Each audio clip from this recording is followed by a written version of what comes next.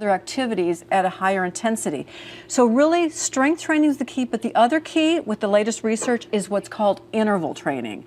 And interval training burns more calories while you're doing aerobics, and it also burns more calories after you're done. So let me explain what interval training is. You go out for your walk. Right. You're walking along. All of a sudden, you warm up. Now you decide that for 90 seconds, you're going to pick up the pace. So you go faster. You go faster. And it's just that point where you get to the end of the 90 seconds where you think, okay, I got to pull it back. And you go back to your steady state again. You can do that for 2 minutes, and then you pick it up. That going back and forth helps pick up the fitness level, but it burns more calories. But also the studies show that you burn more calories throughout the day, and that's what helps boost your metabolism. Okay, great advice as always. And of course, you can get advice if you get this DVD or one of the many others that she has done. It's called Ageless with Kathy Smith, Staying Strong. So here's the thing, we're going to take a break, but I'm going to ask you a question. What is the one thing that every woman needs to have under her bed to remain ageless like Kathy Smith? Well, to find out, you got to stick with us. We're coming back in just a couple of minutes.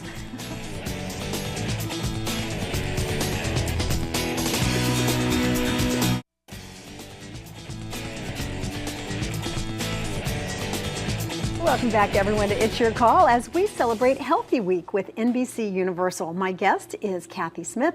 It would be fair to describe her as an exercise guru. She was the creator of fitness DVDs, including her most recent one, which is called Ageless with Kathy Smith, Staying Strong. And I was fascinated to learn that she was actually the creator of aerobic exercise. Well, it was a book. The first book that I did was called Aerobic Exercise. But just to clarify, Ken Cooper is a doctor who actually created the term aerobics back in the late 70s. So I mean early 70s. And then I came out with a book called Aerobic Exercise. And you have witnessed all kinds of changes from the time that you started in the fitness industry. I mean, there was a time when high impact aerobic exercise was all the rage. And then we went through a period where they said, oh no, you got to slow that down. It's bad for the knees. You're banging the joints. And then it was like strength training for women and weight training for women. And now we're doing interval training. What works best in your opinion? A combination. So cardio, aerobic exercise 3 days a week, and then strength training 3 days a week. And then throughout the week, you want to be doing some stretching or something, yoga. You mentioned you did yoga today, something that really increases the range of motion and just stretches everything out. So I would say you should shoot for doing 6 days a week. Minimum of 30 minutes, and that because we're talking to a lot of people that are in retirement age, you do have a little bit more time, so it's not bad to think of that 30 to 60 minute time period.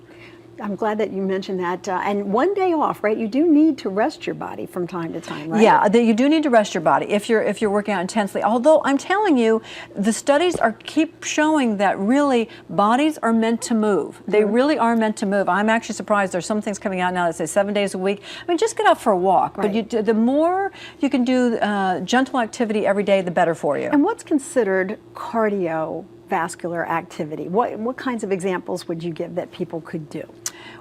Walking is what the no excuse workout. You walk out the front door, that's cardio, but it's not window shopping walking. You need to pick up the pace a little bit, and that's why on a scale of 1 to 10, I give a scale of 1 to 10 being 1, I'm not doing anything, and 10, I can't, I'm not going to make it for another 30 seconds.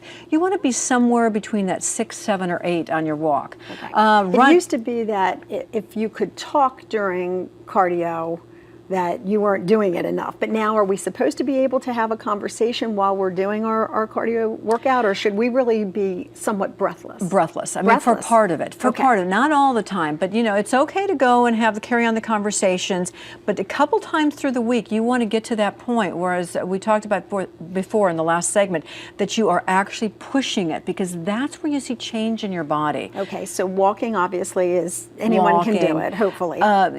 elliptical, any of your cardio equipment at the gym, swimming, winter sports, I mean, hiking, getting outdoors and doing snowshoeing, hiking, cross-country skiing.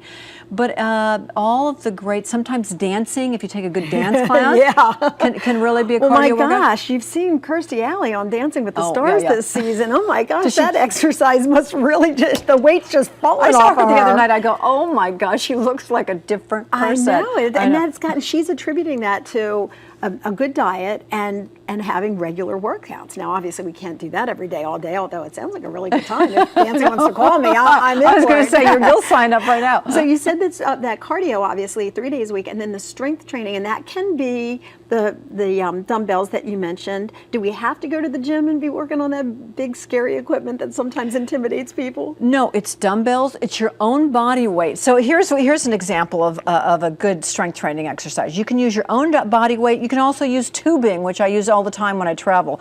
But a simple exercise, which I'm just going to stand up, and then I'm going to sit down. Okay, I'm going to stand up, and I'm going to sit down. Now, this time when I sit down, I'm not going to sit down all the way. I'm going to graze right there. I'm going to come back up again.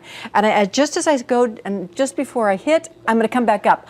Now, that exercise right there, I'm using my own body weight. But if you try to do 10 of those at home, and then build up where you're not touching your seat, you will, and build up to 3 sets of 10, your backside, your hamstrings, your butt, your quads will all start to change shape. So using your own body weight, and even when you're watching TV, there's no reason, like right now when you're watching TV, that you can't be doing something. Use all these opportunities to multitask. I do leg lifts when I cook. When I'm brushing my teeth, I sometimes do, some squats. But really, you try to get it throughout the day. See, there is no excuse for not exercising, according to Kathy Smith. We don't want to hear any excuses. Now, before we took our break, I teased you and said, what is it that every woman needs to have under her bed to remain ageless? And I don't even want to share with you some of the comments that came into my ear, but one of them actually is, as we teased before, just dumbbells like this. Why is it so important to just have light weights? This is what, 5 pounds, I think? You have threes and twos. Why is this going to keep us ageless?